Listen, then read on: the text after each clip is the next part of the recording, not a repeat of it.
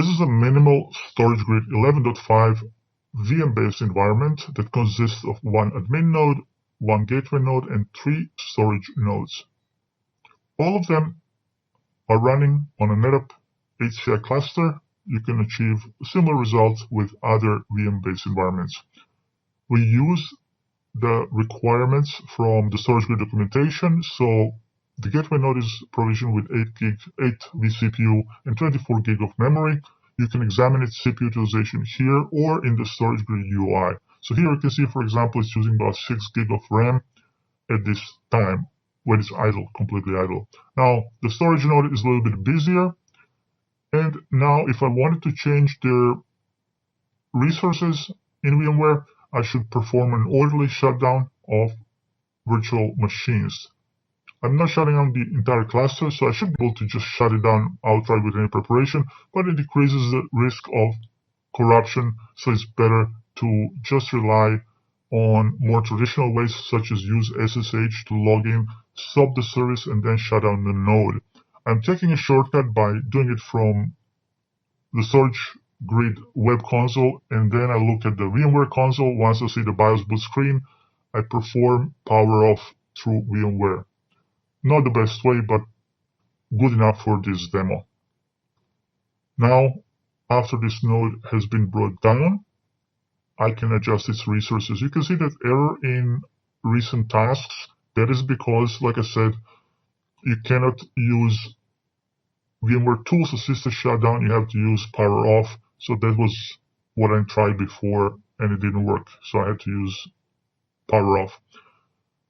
So now this node has been adjusted in terms of resources. I will reboot it, and then once it's stable, no errors, I will move on to S2 and S3 as well. For the gateway node, I have no spare gateway, so this would cause a temporary downtime. That is why I would suggest, if you need constant uptime, do it in off hours, or set up 2 G nodes or gateway nodes to get HA and have them be able to fail over one to another. Using the same approach, I will shut it down, adjust resources, and then power it up. Gateway nodes start faster because there is no storage that they need to use except for OS boot, whereas storage node takes a little bit longer. Now, while I'm waiting for these nodes to come back, I can take a look at the recent trends. This is the place where I said you can also check a resource consumption on these nodes. You would be able to check and see how nodes S2 and S3 are doing. And then once S1 comes back, which it just did, you can then see how it's doing comparatively speaking. So its CPU utilization, because it has more CPU cores, should be lower in coming hours and days until S2 and S3 adjusted to have symmetric hardware configuration.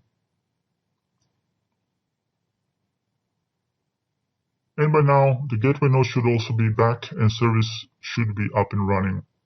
Again, you can check some resource utilization here as well, especially for gateway. I think CPU, this doesn't lie, but probably using StorageGRID UI and metrics is a more precise way. So the end result is DC1, G1, and DC1, S1 both run with more hardware resources. And I would consequently check if there are any errors, and if not, I would also adjust S2 and S3 to have identical hardware configuration to S1. And this is where you check for logs or any issues when you restart.